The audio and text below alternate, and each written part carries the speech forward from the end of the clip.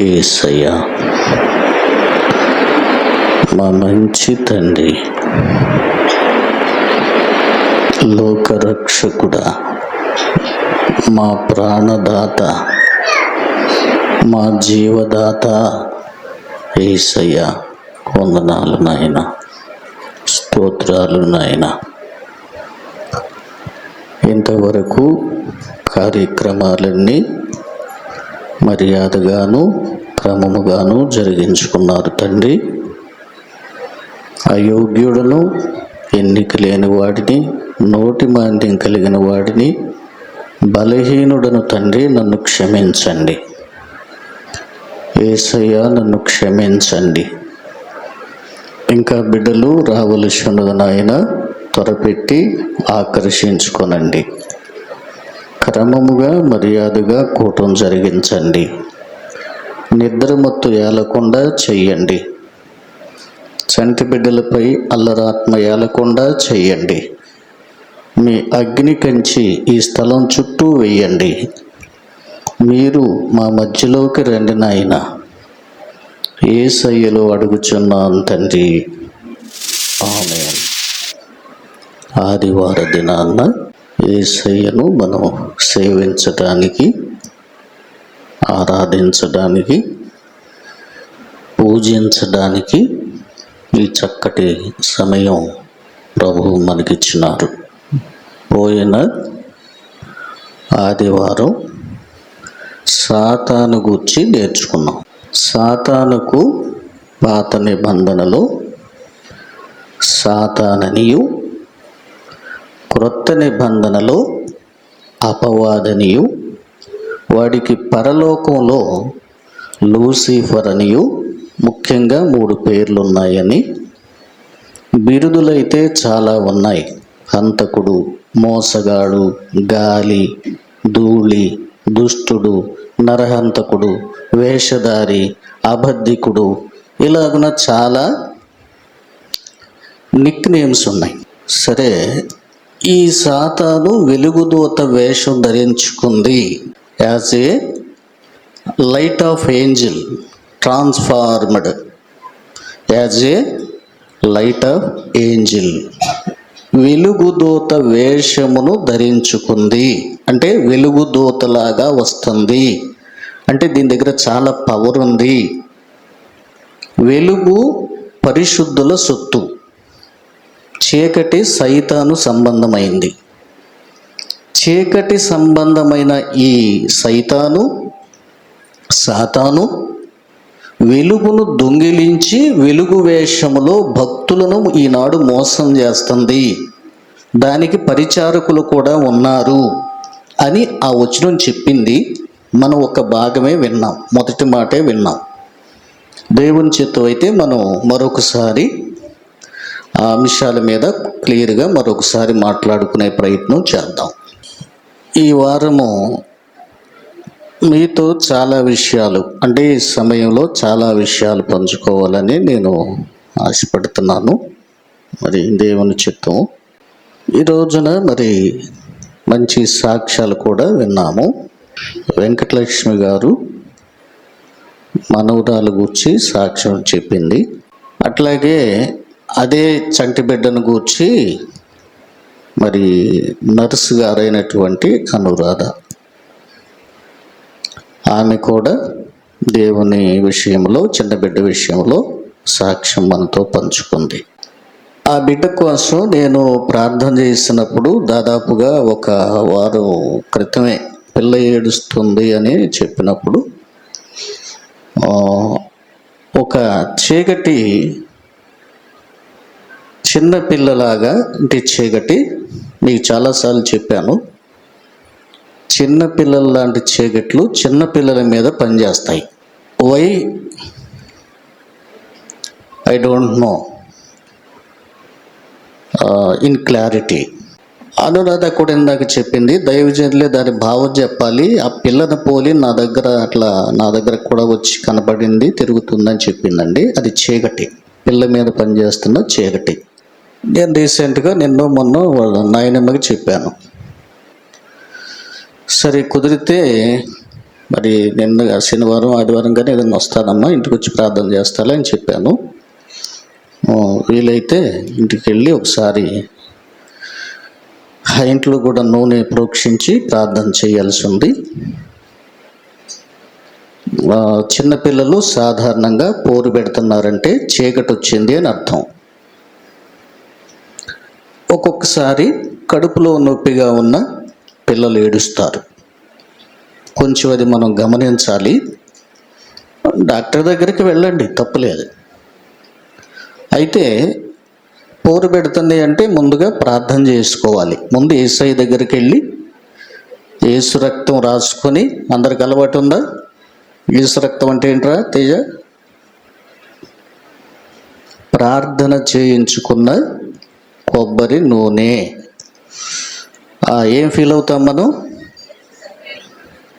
యేసు రక్తంగా మనం ఫీల్ అయ్యి దాన్ని వ్రాసుకున్నప్పుడు దేవుడు చాలా చాలా గొప్ప కార్యాలు నా జీవితంలో యేసయ్య చేశాడు. హల్లెలూయా. మీ జీవితంలో కూడా యేసయ్య చాలామందికి దేవుడు కార్యాలు చేశాడు. చంటిబిడ్డ కొరకు ప్రార్థన చేయండి. అట్లాగే మన ప్రార్థనలో ఉంచినటువంటి భువనేశ్వరి, గుంటూరు పెదకాకంలో ఉంటుంది.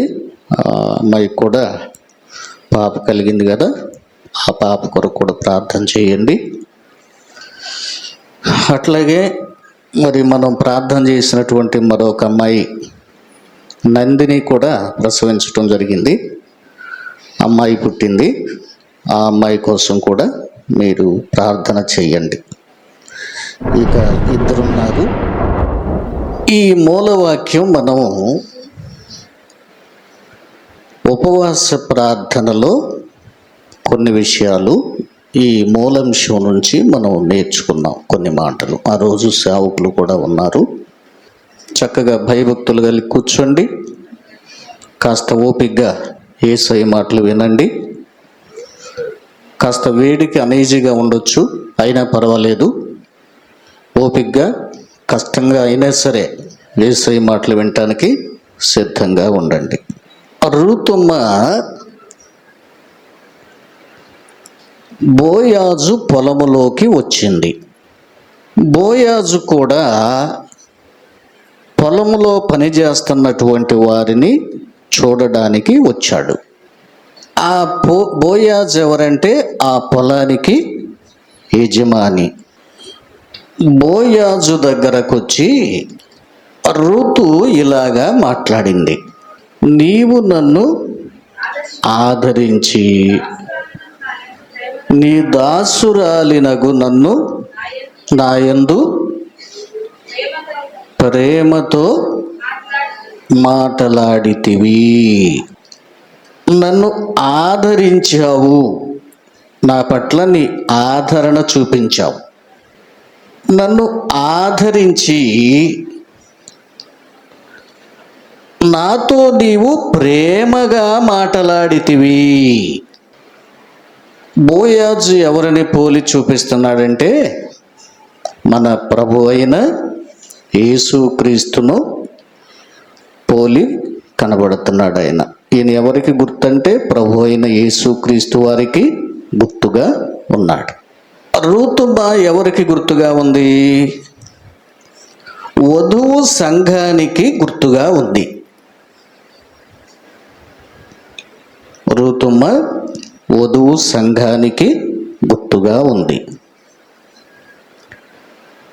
నయోమి ఒక సేవకునికి లేక పరిశుద్ధాత్మకు గుర్తుగా ఉంది. నయోమి ఏం చేసింది? రూతుమ్మను సిద్ధపరిచింది. బోయాజు రెస్ట్ తీసుకుంటున్న సమయంలో బోయాజు రాశిలోనికి పంపించింది. మొదటిగా బోయాజు గురించి పరిచయం చేసింది నయోమి. అతడు మంచివాడు, మన బంధువు, నీవు అతని పొలములోనికే వెళ్ళు అని చెప్పింది. చక్కగా నయోమి ఏం చేసింది? రూతు ఎక్కడికి వెళ్ళాలో ఖచ్చితత్వంతో కూడిన సమాచారాన్ని ఇచ్చింది. రూతు అత్త ఏదైతే చెప్పిందో మరు మాట్లాడకుండా ఈమె చేసింది. ఇక్కడ మనం ఏమి నేర్చుకోవాలంటే, నయోమి స్థానంలో ఉన్నటువంటి దైవదాసుడు మనకు చెప్పినట్లుగా మనం చెయ్యాలి. దైవదాసుడు మనకు చెప్పినట్లుగా మనం చెయ్యడం నేర్చుకోవాలి. ఫస్ట్ ఆఫ్ ఆల్, బోయాజు పొలం కాస్తంత దూరంగా ఉందేమో, అత్త నేను అక్కడ దాకా నడిచి వెళ్ళలేను, ఇంకా దగ్గరే ఉన్నాయి కదా మన పక్కనే 2 పొలాలు, అక్కడికి వెళ్ళి వేరుకోనా అని ప్రశ్నించలా. ఆమెకు స్నానం చేయించి నూతన వస్త్రాలు కట్టించి, బోయాజు ఈ రాత్రి రాశి దగ్గర పండుకుంటున్నాడు గనక నీవు అతని దగ్గరకు వెళ్ళి అతని పాదాల దగ్గర పండుకో అని చెప్పింది.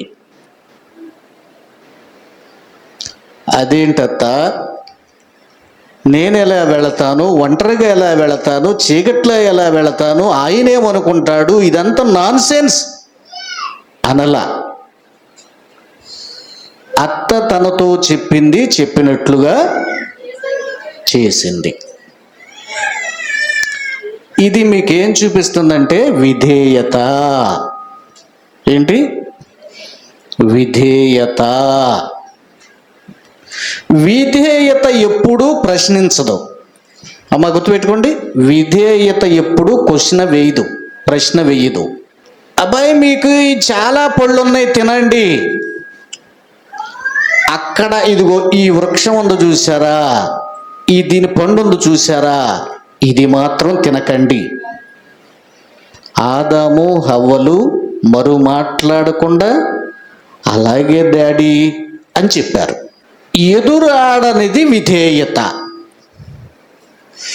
విధేయతకున్న గుణం ఏంటంటే లోబడుట.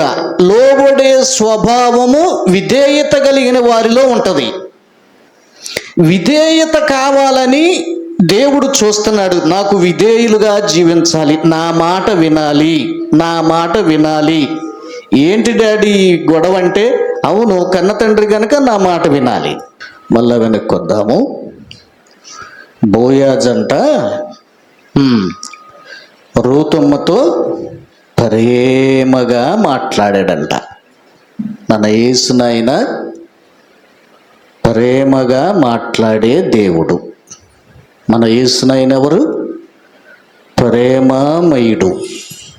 యేసయ్య దయామయుడు, దయా దాక్షిణ్య పూర్ణుడు. ప్రియులరా, ప్రేమగా మాట్లాడిన బోయాజు. ఒక సందర్భాన్ని దీనికి రిలేటెడ్గా ఆదికాండంలో చూపించే ముందు ఒక మాట చెప్తా. ఒక చిన్న హిస్టరీ వీళ్ళ గురించినటువంటి. బోయాజు ఎవరు, రూతు ఎవరు, వారికి కలిగిన సంతతి ఏంటి అన్నది ఒక చిన్న హిస్టారికల్గా చిన్న మాటలు టచ్ చేద్దాం. ముందు బోయాజు అంటే శక్తిమంతుడు అని అర్థం. ఏ తెగులు నీ గుడరము రానే రాదమ్మా, అపాయమేమీ రానే రాదు, రానే రాదమ్మా. ఏ తెగులు నీ గుడారము సమీపించదయ్యా, అపాయమేమీ రానే రాదు, రానే రాదమ్మా. హల్లెలూయా. వినండి. లేక బలమైన వాడు బలవంతుడు అని అర్థం. శక్తిమంతుడు, బలమైన వాడు, బలవంతుడు అని అర్థం. ఇంచుమించుగా బైబిల్లో ఒక 24 చోట్ల బోయాజు అనే పదం బైబిల్లో మనం చూస్తాం. మొత్తం బైబిల్లో మనము సేవించే దేవుడు సర్వశక్తిమంతుడు. చెప్పండి, ఆయన ఎలాంటి వాడంటే సర్వశక్తిమంతుడు. అసాధ్యమైనది లేనే లేదు. ఉన్నది లేనట్లుగా, లేని వాటిని ఉన్నట్లుగా పిలుచువాడంట ఆయన. Our saviour is creator, wonderful creator, బలవంతుడు, శక్తిమంతుడు, ఆల్మైటీ అని చెప్పబడింది. మన దేవుడు ఎవరు? ఆల్మైటీ, శక్తి కలిగిన వాడు. బోయాజు ఈ పేరు అనేటువంటిది హీబ్రూ నుంచి తీసుకోబడిందని, దీన్ని ఎట్లా ఉండేంటే బే-ఓజ్ అంట ఈ పదం, మూల పదం. ఇది బోయాజుగా ట్రాన్స్ఫర్మ్ అయ్యింది. దీనికి అర్థం ఏంటంటే బలమైన, శక్తివంతమైన అని అర్థం. ఇక్కడ మీకు ఇంకొక సంగతి తెలియాలి. రాజైన సొలొమోను దేవాలయాన్ని కట్టినప్పుడు ఎన్ని సంవత్సరాలు కట్టాడని చెప్పాను నేను మీకు? ఒక 6 సంవత్సరాల కాలం పట్టింది. క్రొత్త నిబంధనలో యేసయ్యతో వాళ్ళు ఎంతకాలం చెప్పారు? 46 సంవత్సరాలు పట్టింది కట్టడానికి అని చెప్పారు. అంటే దాన్ని ఎక్స్టెన్షన్ చేసుకుంటూ వచ్చారు ఒక 40 ఏళ్ల పాటు. అవి ఒక 6, మొత్తం 46. అయితే కట్టబడిన దేవాలయము ప్రపంచంలో ఇంకెక్కడా లేదు. స్వర్ణ దేవాలయము, బంగారముతో ప్లాస్టింగ్ చేశారు. బంగారం కోసమే చాలా యుద్ధాలు కూడా వచ్చి ఆ దేవాలయాన్ని సర్వనాశనం చేసి దోచుకెళ్ళారు. అయితే 2 ధ్వజస్తంభాలను ఎత్తారు. వాటిలో ఒక దాని పేరు బోయాజు, మరొక స్తంభం పేరు కూడా ఏదో ఉందండి, బోయాజు. యాకీను, ఒక స్తంభం పేరు యాకీను, మరో స్తంభం పేరు బోయాజు. బలమైన స్తంభం, బలమైన వ్యక్తి బోయాజు. చాలా ప్రేమ కలిగిన వాడు బోయాజు. అయిన వాళ్ళకని లేదు, పరాయి వాళ్ళని లేదు, ఎవరికైనా జాలి చూపే మనసు కలిగిన వాడు బోయాజు. ఈ బోయాజు ప్రియులారా ఏ వంశంలో నుంచి వచ్చాడు? పెరేసు వంశంలో నుంచి వచ్చాడు. పెరేసు వంశం నుంచి వచ్చాడు. పెరేసు ఎవరు? టక్కన చెప్పండి. 100 రూపాయలు బహుమతి, పాస్టమ్మ గారు కాకుండా. పెరేసు దగ్గర నుంచి ఒక వంశావళి తీసుకోబడింది. వినండి. పెరేసు ఎవరంటే జరాహు, పెరేసు అన్నదమ్ములు, కవల పిల్లలు. వీళ్ళిద్దరు ఎవరి పిల్లలంటే యోధాకి తామారు నందు పుట్టిన పిల్లలు. తామారు ఎవరంటే కోడలు. ఇక వెనక్కి వెళ్ళొద్దు, వెనక్కి చరిత్ర మీలో చాలామందికి తెలుసు. వెనక్కి వెళితే మనకి టైం చాలదు, ముందుకు ఇక వెళ్ళలేము. యోధా తన కోడలు నందు కనిన పిల్లలు ఎవరంటే జరాహు, పెరేసు. లిజన్, జాగ్రత్తగా వినండి, గర్భిణీ స్త్రీలు వినండి. ఈ తల్లి ప్రసూతి సమయంలోనంట, తామారు తల్లి ప్రసూతి సమయంలో కమలలైనటువంటి వీరిలో ఒకడు చెయ్యి ముందు బయట పెట్టాడంట. మంత్రసారి ఏం చేసిందంటే వెంటనే వాడికి ఒక తగర ద్వారం కట్టిందంట, గుర్తుకి ఇటు ఫస్ట్ పుట్టాడు అని చెప్పడానికి. అంటే అప్పటికి వాళ్ళకి అర్థమయ్యి ఉంటుంది కమలలు ఉన్నారని. తల్లికి ముందు ఒక బిడ్డ పుట్టే ముందు వాడు వెంటనే ఒక చేతిని బయటికి పెట్టాడంట. ఈ మంత్రసారి ఏం చేసిందంటే దానికి తాడు ఒక తొగర దారం కట్టిందంట, గుర్తుగా వీడు ముందు పుట్టినోడు అని, ముందు వచ్చాడు అని. కానీ ఏం జరిగిందంటే మళ్ళీ వీడు చెయ్యి వెనక లాక్కున్నాడంట. లాక్కోగానే రెండో వాడు ముందు వచ్చాడంట. వాడు పెరేసు. తల్లి గర్భములోనే విభేదించి తన అన్నను మళ్ళా వాడు ముందు రావలసిన వాడిని నెట్టి వీడి ముందుకు వచ్చాడు గనక, విభేదించి పుట్టాడు గనక పెరేసు అని పేరు పెట్టారంట. జరాహీలు ఒక గోత్రం, పెరేసు ఒక వంశంగా ఒక గోత్రంగా బైబిల్ మనకి చెప్తుంది. రైట్. ఇప్పుడు మీరు ఈ వరుస క్రమంలో పెరేసులో నుంచి వచ్చినటువంటి వారసులు, మీరు బైబిల్ చదువుతారా, తీశారా? మీకు రూతు గ్రంథంలోనూ చివరి 4వ అధ్యాయంలో ఉంటుంది, లేదంటే ఆదికాండంలో కూడా మీకు ఈ విషయాలు తెలుస్తాయి. చదవండి. పెరేసు వంశావళి ఏదనగా, లెక్క పెట్టుకోండి. పెరేసు 1, 2 హెస్రోను, రామును కన్నాడు 3, అమినాదాబును కన్నాడు 4, నయస్వనును కన్నాడు 5, సల్మాను కన్నాడు 6, బోయాజును కన్నాడు. బోయాజు 7వ వాడు. ఇక ఆగండి.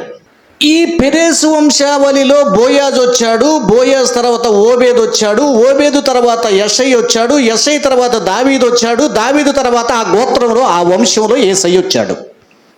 హల్లెలూయా. నీ మాట చాలయ్యా, నీ చూపు చాలయ్యా, నీ తోడు చాలయ్యా, నీ నీడ చాలయ్యా, నీ మాట చాలయ్యా, నీ చూపు చాలయ్యా, నీ తోడు చాలయ్యా, నీ నీడ చాలయ్యా, నీవుంటే నాకు చాలు యేసయ్యా, నీ వెంటే నేను ఉంటానేసయ్యా, నీవుంటే నాకు చాలు యేసయ్యా, నీ వెంటే నేను ఉంటానేసయ్యా. వంశావళి యేసుక్రీస్తు వరకు మీకు చూపించాను. దావీదు తర్వాత కొన్ని తరాలు గడిచిన తర్వాత యేసుక్రీస్తు వారు వచ్చినట్లుగా మనం చూస్తున్నాం. పెరేసు మొదటివాడైతే బోయాజు గారు 7వ వ్యక్తి. బోయాజు తండ్రి ఎవరు? సల్మాను. ఈ సల్మాను ఎవరో తెలుసా?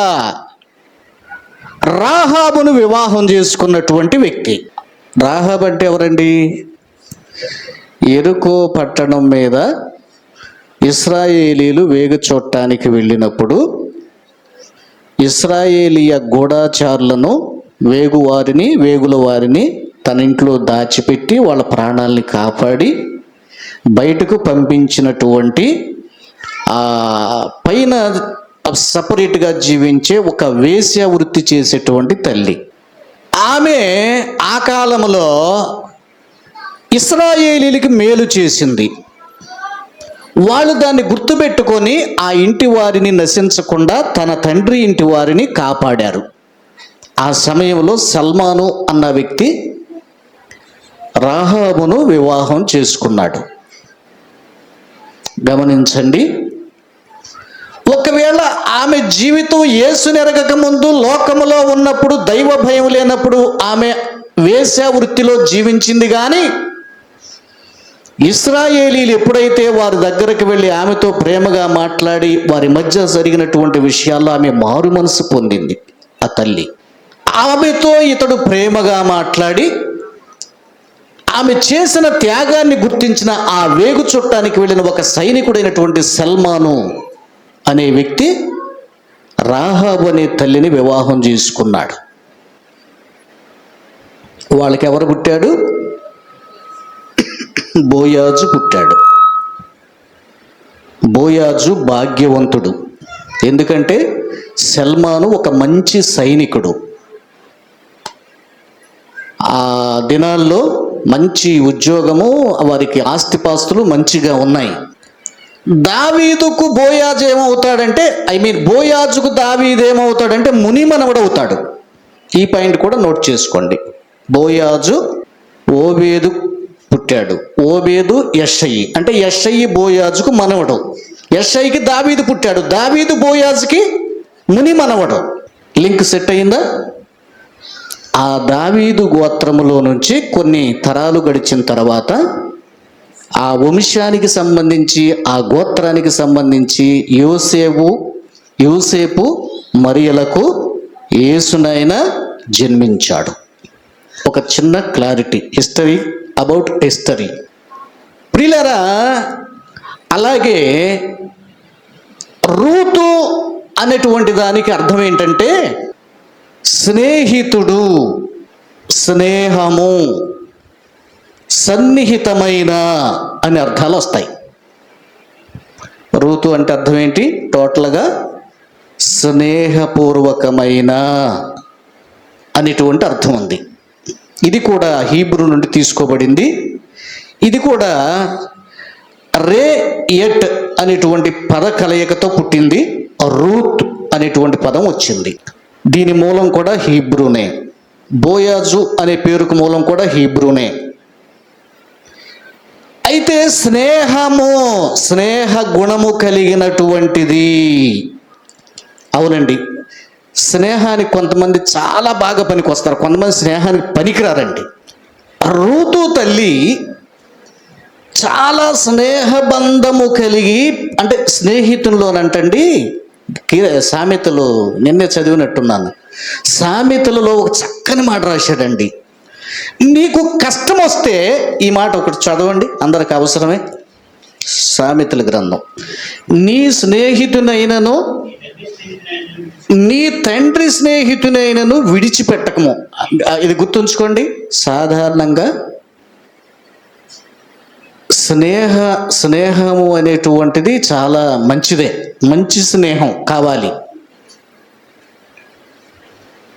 ఏముండో మళ్ళీ బైబిల్ చెప్తుంది, పిల్లలు ఏనండి యవనస్తులు, దుష్ట స్నేహము, దుష్ట సాంగత్యం అంటాడు అక్కడ. అంటే దుష్ట స్నేహం మంచి నడవడిని పాడు చేస్తుంది. మళ్ళీ అందుకనే మీ స్నేహము మంచి వాళ్ళతో ఎంచుకోండి. స్నేహితులను విడిచిపెట్టబాకండి, స్నేహితులకి ద్రోహం చేయకూడదు. నీ తండ్రి స్నేహితులను కూడా నమ్ముకో, తండ్రి స్నేహితులను కూడా విడిచిపెట్టబాక. ఎందుకంటే ఆ ప్రేమ, ఆ జీలు, ఆ వారసత్వం అట్లా వస్తుంది. బైబిల్ చెప్తుంది, నా మాటలు కాదు.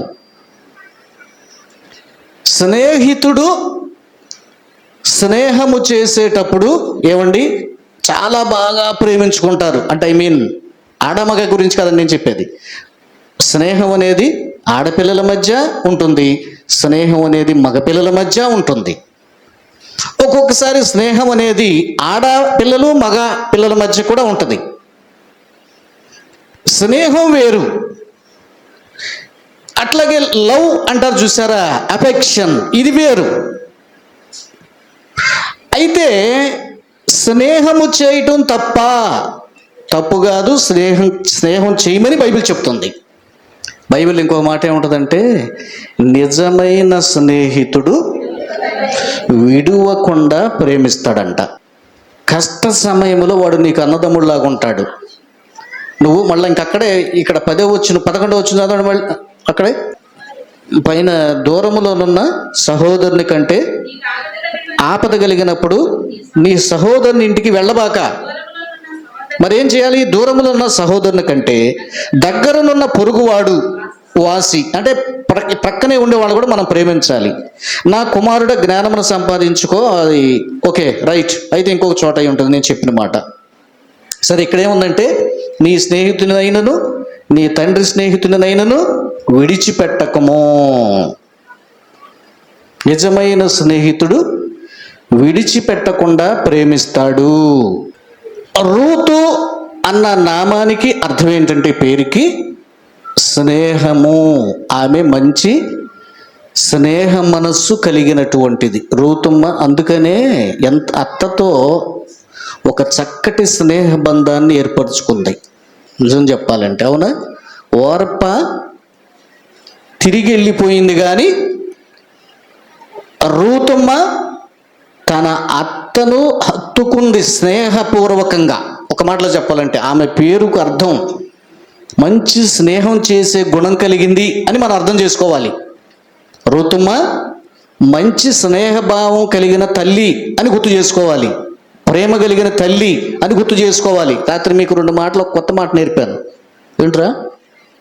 మనకి ఓల్డ్ మాట ఏంటంటే, చాలా కాలం క్రిందట దేవుడు నాకు ప్రత్యక్షమయ్యి నేను నిన్ను శాశ్వతమైన ప్రేమతో నిన్ను ప్రేమిస్తున్నా అన్న మాట ఇర్మియా గ్రంథంలో 31వ అధ్యాయంలో మనం 3వ వచనంలో చూస్తాం. క్రొత్త మాట ఏం చెప్పాను? ఆయన శాశ్వతమైన ప్రేమతో ప్రేమిస్తున్నాడు కాబట్టి ఎఫెసీ పత్రిక 6వ అధ్యాయం ఆఖరి మాటలో మనము కూడా శాశ్వతమైన ప్రేమతో ఆయన్ని ప్రేమించాలంట. ఇక్కడ చాలా మంది ఫెయిల్ అవుతున్నారు. అందరు వినండి. దేవుడు శాశ్వతమైన ప్రేమతో నిన్ను ప్రేమిస్తున్నాడు. చెప్పాను, ఇక దానికి ఎండ్ లేదు, కటింగ్ లేదు, చేంజ్ లేదు,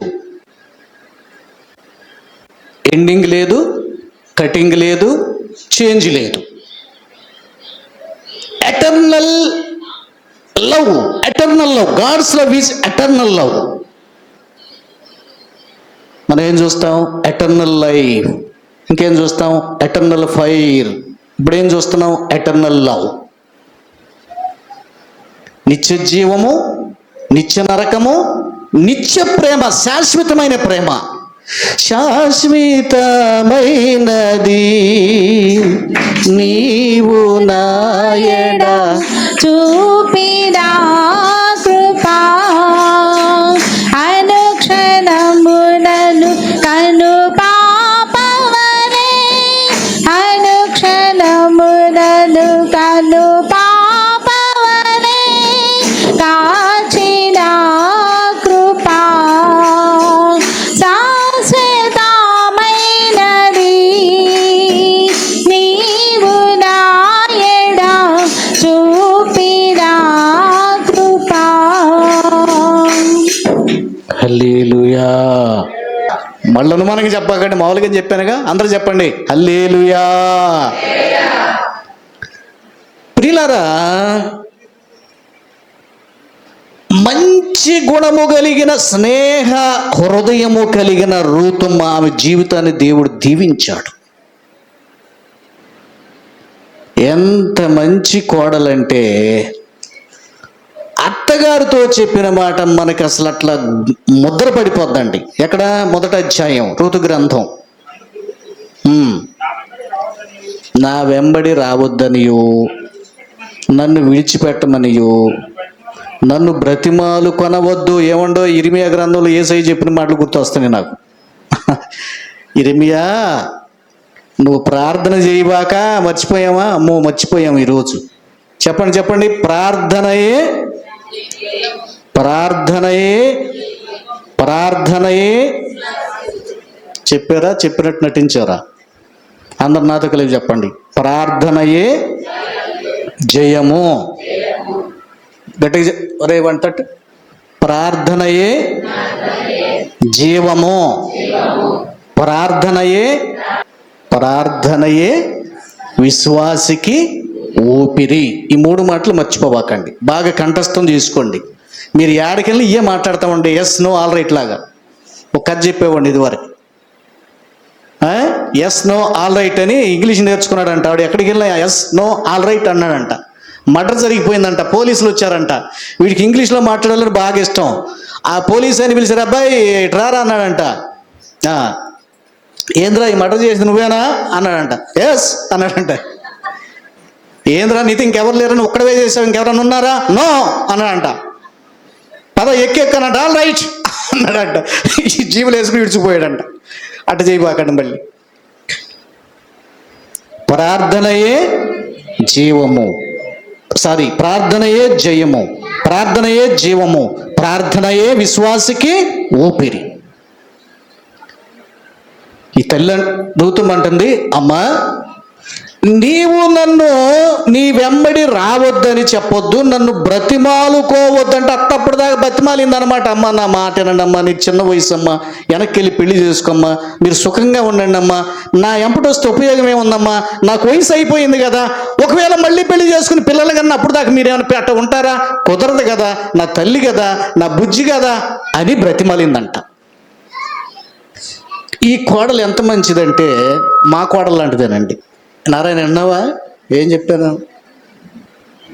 మా కోళ్ళ గురించి చెప్తున్నాలే విను. హల్లెలూయా. వీళ్ళిద్దరు ఒకే మాట అండి. వీళ్ళు ఎట్ట విడగొట్టాలో నాకు అర్థం కావట్లా. ప్రియులారా, ఏమంటుంది ఋతుమ్మ ఇక్కడ? నీ జనమే, ఆ మాటలోకి రండి. నీవు వెళ్ళు చోటకే నేను వచ్చేదను, నీవు నివసించు చోటనే నేను నివసించదను, నీ జనమే నా జనము, నీ దేవుడే. అప్పటిదాకా ఈ దేవుడు ఎవరు? ఈ అన్యురాలండి, రూతు అన్యురాలు. తను చేంజ్ అయిపోయింది. అత్తతో ఎంత స్నేహంగా ఒప్పందంతో ముడిపడిపోయిందంటే, మనస్సు ఎంత కలిసిపోయిందంటే అత్తతో, నేను నీతోనే ఉంటా, నీతోనే చచ్చిపోతా, నీతోనే మనం సమాధి, నేను సమాధి తప్ప, ఆ మాట కూడా చదవండి, మరణం తప్ప. దానియేలు చదువు. వెనక పురుషులు యవనస్తుల పిల్లలు నేను చెప్పిన మాటలు చదవాలి. మొదటి అధ్యాయంలో ఉంది. వచ్చిన చెప్పరా? 17వ వచనం. నీవు మృతి పొందు చోటనే నేనును మృతి పొందుతాను. దుర్గాను చదువు. అర్థం కావట్లేదు, వాళ్ళందరూ కలిపేశారు. ఎస్, మరణము తప్ప మనలను ఏది, అది మన ఇద్దరిని వేరు చేయకూడదు.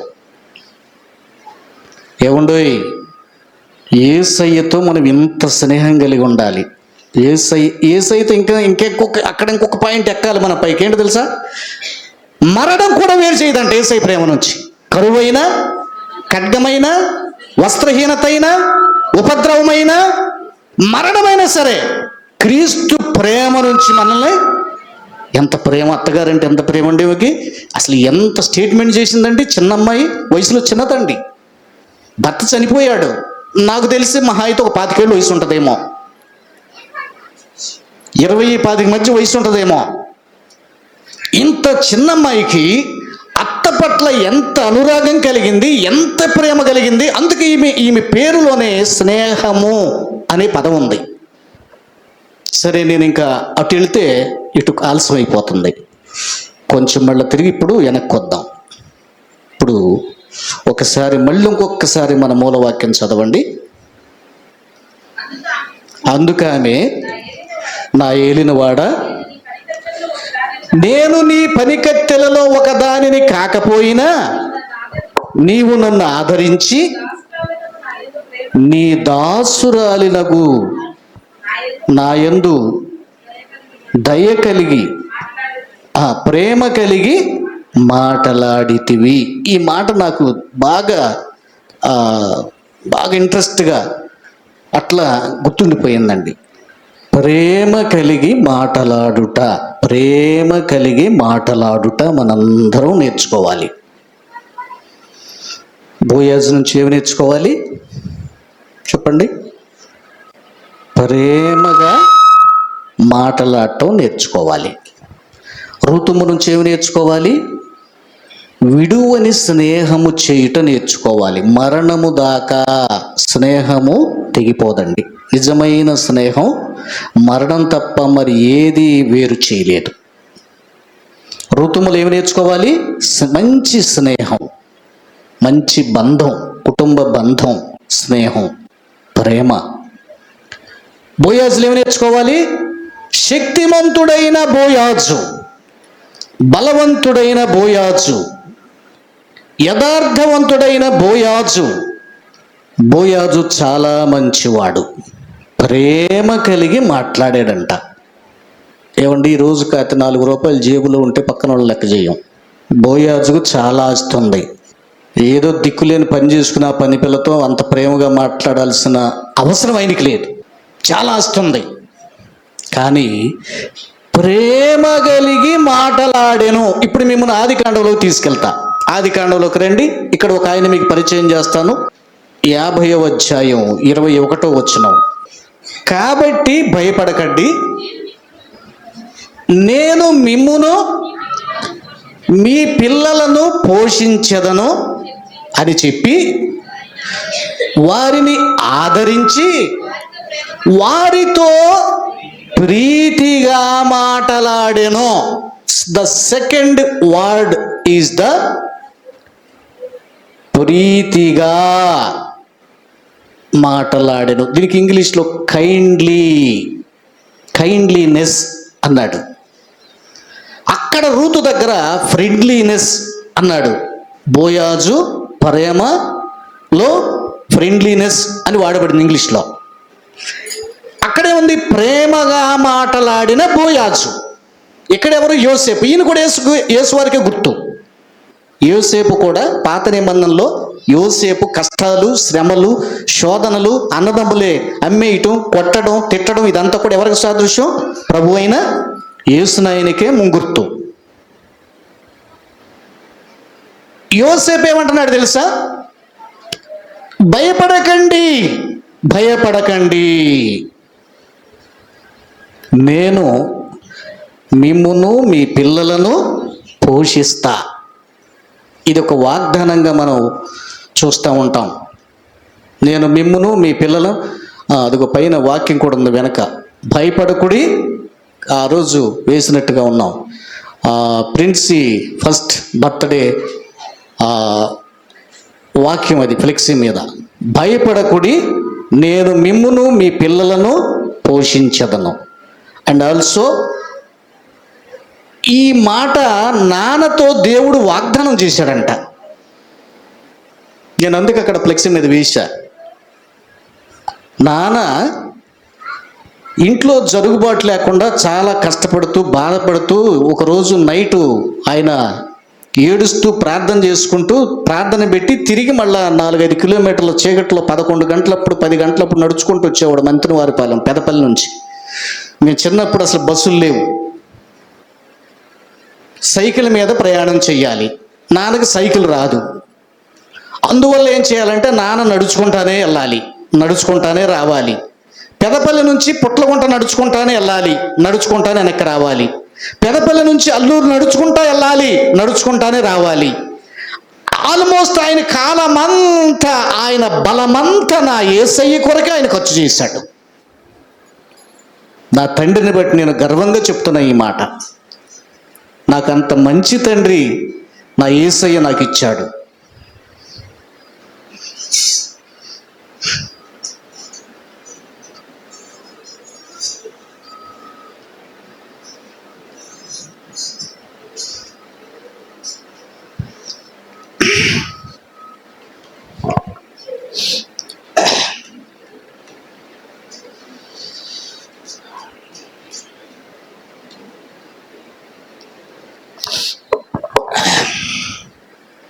నాన్న చాలా మంచి వ్యక్తి అండి.